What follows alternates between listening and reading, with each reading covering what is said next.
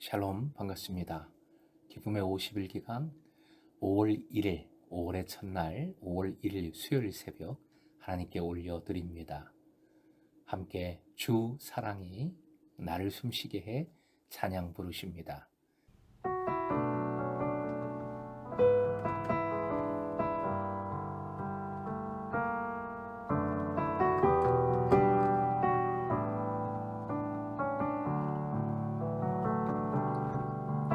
주 사랑이 나를 숨쉬게 해.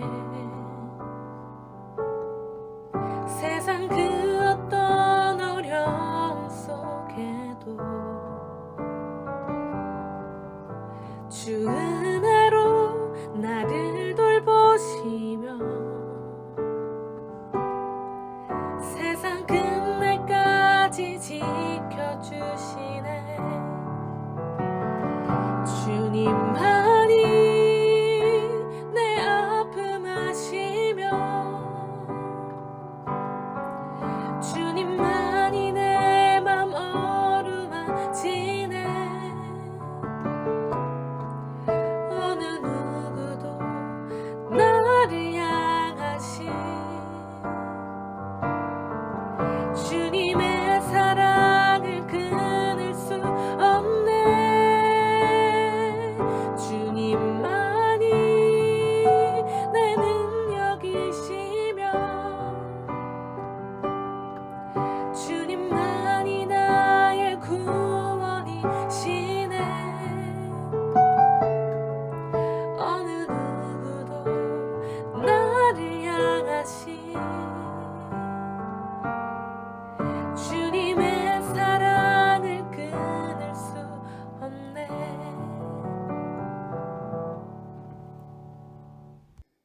오늘 말씀 고린도후서 12장 14절에서 18절. 고린도후서 12장 14절에서 18절까지의 말씀 함께 읽겠습니다. 보라, 내가 이제 세 번째 너희에게 가기를 준비하였으나 너희에게 폐를 끼치지 아니하리라. 내가 구하는 것은 너희의 재물이 아니요 오직 너희니라. 어린아이가 부모를 위하여 재물을 저축하는 것이 아니요 부모가 어린아이를 위하여 하느니라.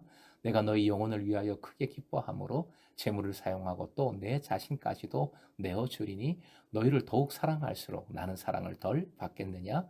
하여간 어떤 이의 말이 내가 너희에게 짐을 지우지는 아니하였을지라도 교활한 자가 되어 너희를 속임수로 취하였다 하니 내가 너희에게 보낸 자 중에 누구로 너희의 이득을 취하더냐. 내가 디도를 권하고 함께한 형제를 보내었으니 디도가 너희의 이득을 취하더냐. 우리가 동일한 성령으로 행하지 아니하더냐. 동일한 보조로 하지 아니하더냐. 오늘의 기도 제목, 그 무엇보다 사랑을 먼저 행하게 하소서. 그 무엇보다 사랑을 먼저 행하게 하소서. 첫 구절 24절, 바울 사도는 세 번째 고린도 방문 계획을 알리고 있습니다. 이번에도 역시 지난번과 같이 고린도 교인들에게 경제적인 부담을 주지 않겠다 합니다.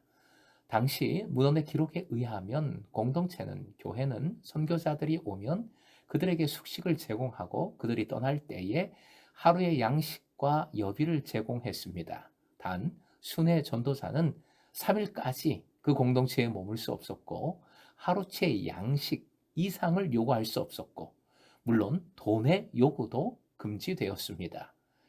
이러한 규정이 기록되어 있는 것을 보면 바울 사도 당시나 그 이후에도 사도로 칭하면서 교회에 뭔가 부양해 줄 것을 요구하는 사람들이 많았음을 알 수 있습니다. 바울 사도가 고린도 교회로부터 부양을 받지 않고 활동함으로 오해도 받았지만 바울 사도는 그것을 계속 고수하고자 합니다.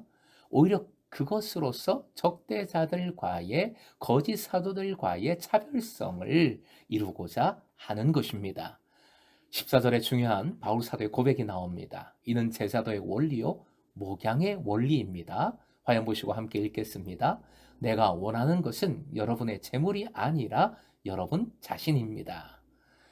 목회자뿐만 아니라 모든 그리스도인은 목양자입니다. 목자가 양을 기르듯 주님께서 우리를 그렇게 목양 길러주시는 것이고 우리도 주님 안에서 제자되고 제자 삼는 서로 목양의 섬김을 이루는 목양자인 것입니다. 목양 사역은 그래서 제자도의 가장 근본이 되는 사역입니다.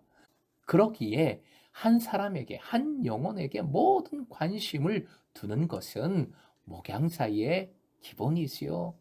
잃어버린 한 마리 양을 그렇게 찾고 또 찾은 이후에 그렇게 기뻐하셨던 예수께서 목양자의 모습을 잘 보여주셨습니다.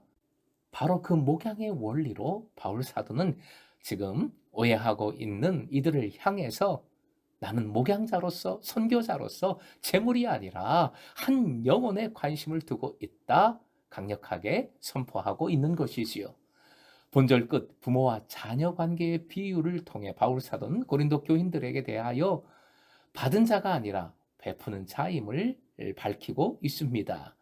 바울 사도가 예루살렘 교회를 위한 모금을 호소한 것에 대해 고린도 교인들이 부담을 느꼈고 그런 상황에서 적대자들까지 부추겨 그 헌금을 핑계로 바울이 돈을 밝힌다라고 비난했을 것으로 추정해 볼 수 있습니다. 어쨌든 여타한 오해를 사지 않기 위해 더 이상의 짐을 지우지 않기 위해 바울 사도는 자신이 고린도 교회로부터는 전혀 돈을 원하지 않는다 강조하고 있습니다.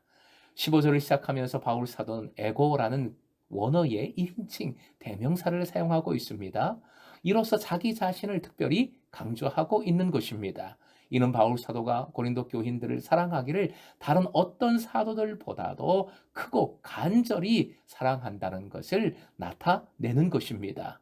목양자의 첫째 조건, 사랑하는 마음이지요. 사랑입니다. 그것은 자신에 대한 나쁜 감정까지도 극복하고 사랑하는 마음입니다. 그리고 그 사랑은 전인적인 사랑이어야 합니다.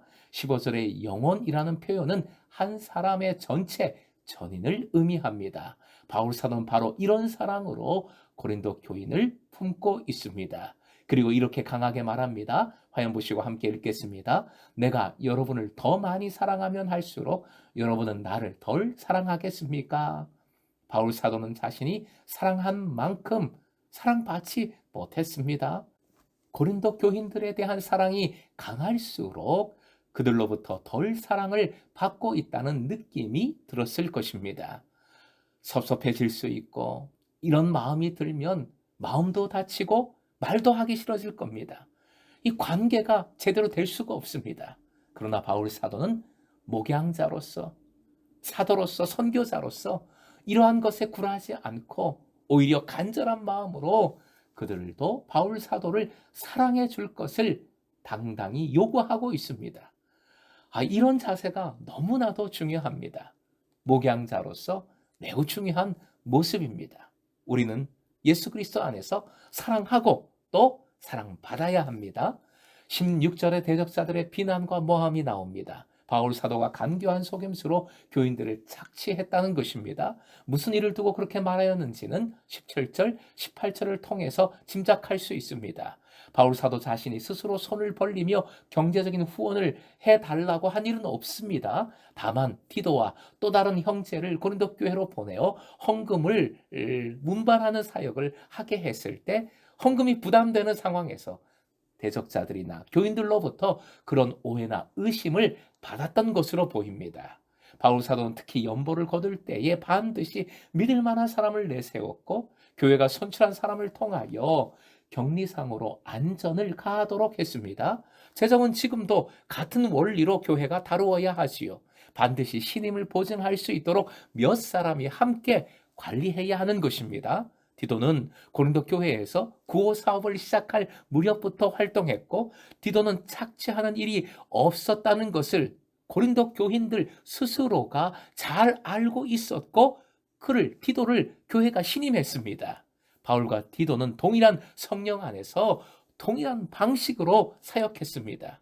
역으로 보면 디도를 통하여서 바울 사도가 어떤 사도인지를 그 신뢰에 대한 증거가 됨을 지금 바울 사도는 강조하고 있습니다.